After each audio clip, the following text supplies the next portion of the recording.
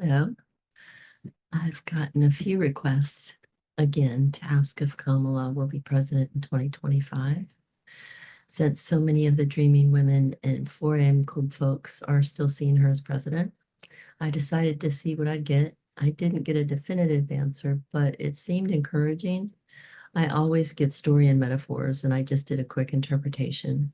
Maybe you'll have your own interpretation, and that's probably more fun anyway, since this is all just for entertainment purposes only and my personal practice. And I love to encourage people to tap into their own inner wisdom. So I asked, will KH become president in the US in the year 2025? And at first, I saw a large crystal ball, and inside, I saw someone walking along a snowy street. Then I saw a crowd of people, and they all seemed to be either leaving or arriving at this big arena.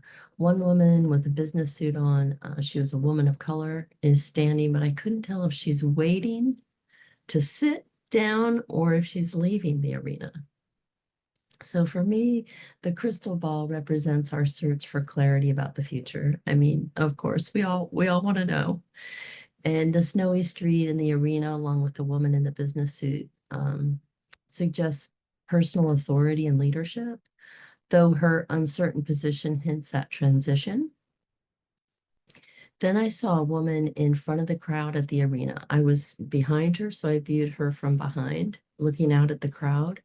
And she wore a very colorful dress, like a patchwork of different parts of the world with bell sleeves. And I could tell they were bell sleeves because her hands were on her hips, showing great confidence.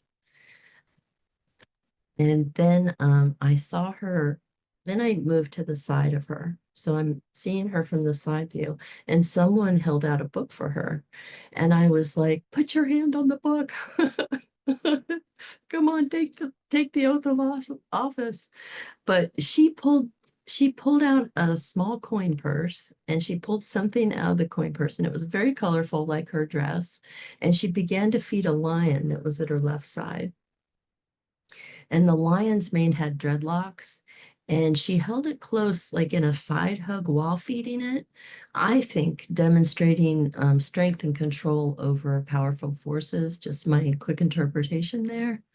And then the scene shifted to, it was like I was walking in an aquarium. You know how they have those hallways that are where you can see underwater.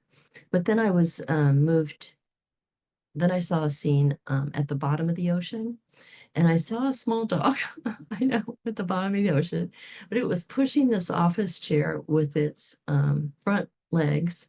And then a cat sat in the office chair, working controls, reading data, pushing off, moving around this underwater office. This underwater office setting represents working below the surface in unexpected ways with with royal forces at work, pets symbolizing loyalty. In the green water, still underwater, it was very green. I approached a castle with the ornately carved double door. I moved from the right side of the door to the left side of the door, which I thought was interesting. And I saw, when the doors open, I saw an entrance hall where a woman in a Victorian dress stood with her hands on her hips, like the woman in the arena, and then pointing to herself. And this progression through different eras of women's leadership, from Victorian to cultural dress to modern suits, I think showed the evolution of female leadership while maintaining a commanding presence.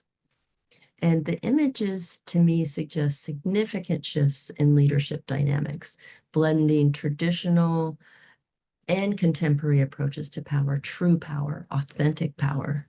There's a clear progression of women in leadership roles, but I think this is important, supported by loyal and powerful allied forces working behind the scenes or under the water and working together, working in the depths.